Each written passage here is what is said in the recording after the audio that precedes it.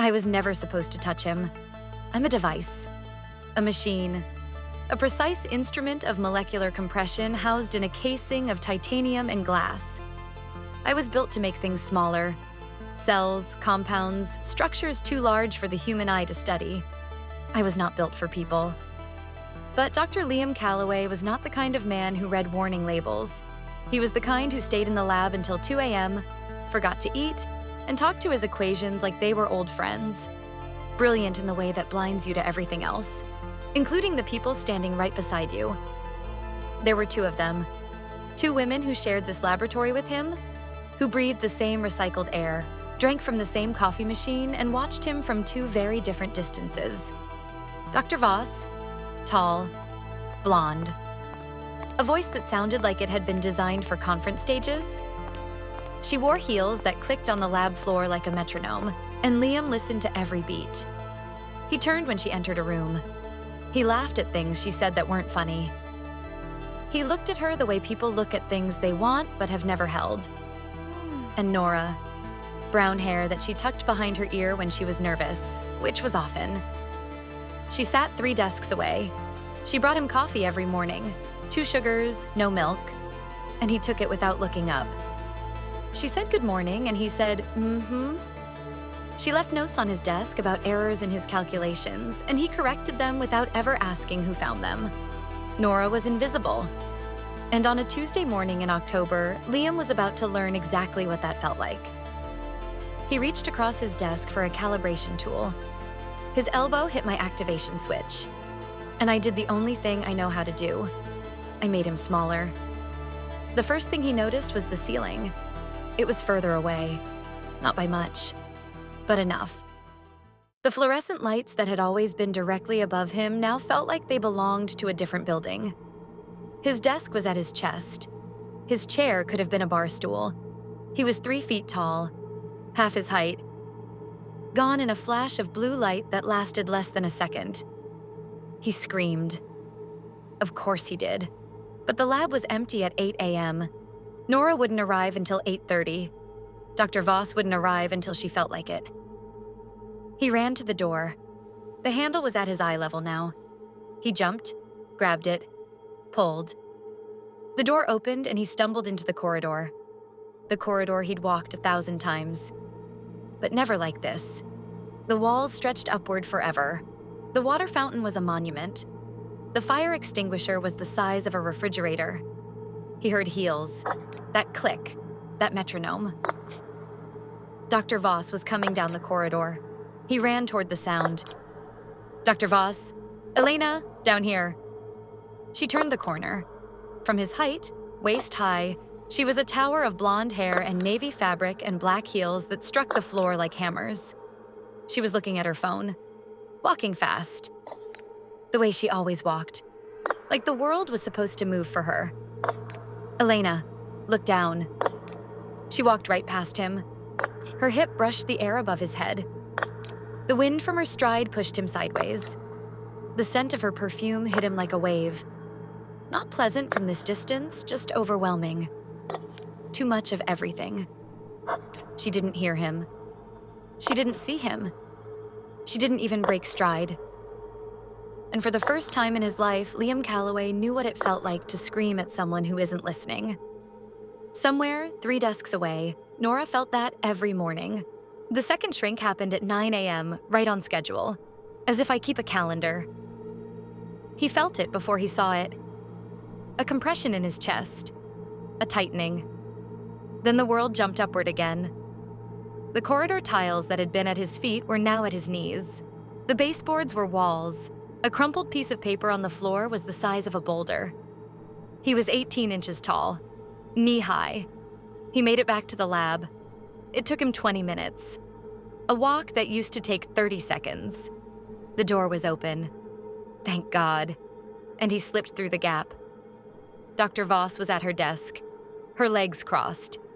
From down here, knee-high, her crossed legs were like bridges. Her heels dangled from her toes, swinging slowly, the black sole catching the light. If she uncrossed her legs, the shoe would drop right where he was standing. He moved, quickly, along the wall, past her desk, toward the device. If he could reach it, he could reverse this. He could fix everything. But Dr. Voss pushed her chair back. The wheels rolled toward him like boulders. He dove sideways, hit the floor, and slid under the desk next to hers. Her desk, Nora's desk. Under Nora's desk, it was quiet. Her shoes were there, flat shoes, not heels. Sensible. Placed neatly side by side, the way she did everything. Neat. Thoughtful. Present. There was a note taped to the underside of her desk drawer. He'd never have seen it from standing height. But from down here, it was eye level.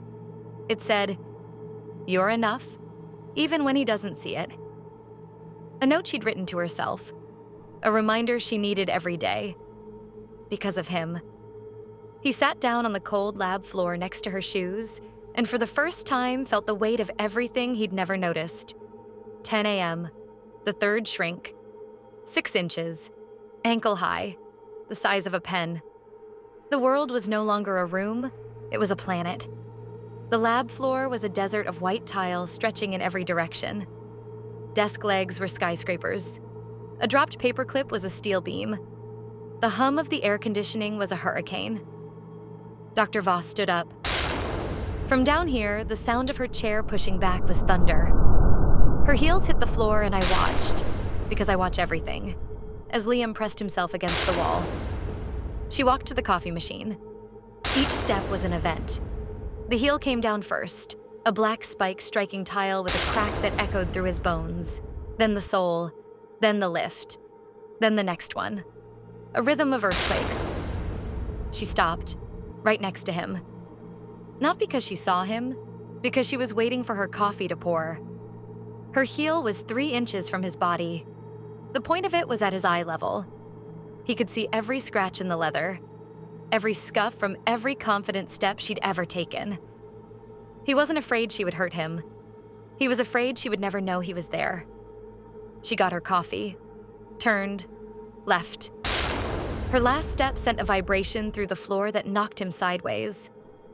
He lay on the cold tile and looked at the ceiling, miles above, and thought about all the times Nora had stood beside him, waiting, hoping, existing at his ankle height in every way that mattered. He hadn't needed a machine to make her small. He'd done it with silence. 11 a.m., the 4th shrink. He was smaller than a coin now. A living speck on a white tile the size of a football pitch. This is the size where hope dies, where the human voice becomes a frequency that no one is tuned to hear. Where waving your arms is meaningless because you are smaller than the dust that people walk through without noticing. Dr. Voss had left for a meeting. The lab was empty. Just Liam, a dot on a tile. And me, sitting on the desk above, still glowing from the accident that started everything. He started walking, toward me, toward the device. If he could reach the desk, if he could climb, if he could press the reverse switch. If. The vocabulary of the desperate. The desk leg was a mountain face. He tried to climb. His fingers gripped the cold metal. He made it 2 inches before sliding back down. Then 3 inches. Then falling. He tried 7 times. 7 times he reached, gripped, climbed, and fell. The 8th time, he didn't get up. He sat at the base of the desk leg, a man the size of a thumbtack sitting at the foot of a tower he built himself, and stopped trying. Then the lab door opened. Liam? Nora. She was calling his name. She'd come to the lab and found his chair empty, his phone on the desk, his coat on the hook. But no Liam. Liam, where are you? She checked the corridor, the break room, the storage closet. She came back. She stood in the lab, hands on her hips, confused. Then she looked at the device. Still glowing, still active. She read the settings. She read his notes. And I watched her face change from confusion to understanding to fear. She whispered, "Oh no, Liam, what did you do?" And then Nora did something that Dr. Voss never did. Something that changed everything. She got down on the... She saw him. A speck. A dot. something most people would mistake for a crumb or a shadow or nothing at all. But Nora had spent 3 years noticing things about Liam that no one else did. The way he rubbed his eyes at 4 p.m., the way he hummed when an equation was working, the way his handwriting changed when he was excited. She noticed everything. And now, on the cold floor of a laboratory at 11:30 on a Tuesday morning, she noticed him. Liam. Her whisper was a windstorm from his perspective, but the gentlest windstorm. Warm, careful, like she was afraid her voice might blow him away.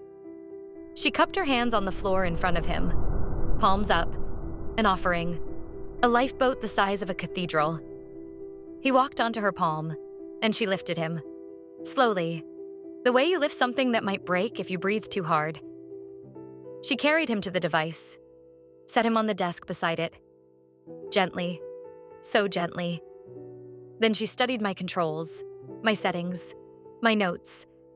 Nora was not a physicist. She was a biologist. But she was the kind of scientist who reads everything, including the manuals that geniuses like Liam throw away.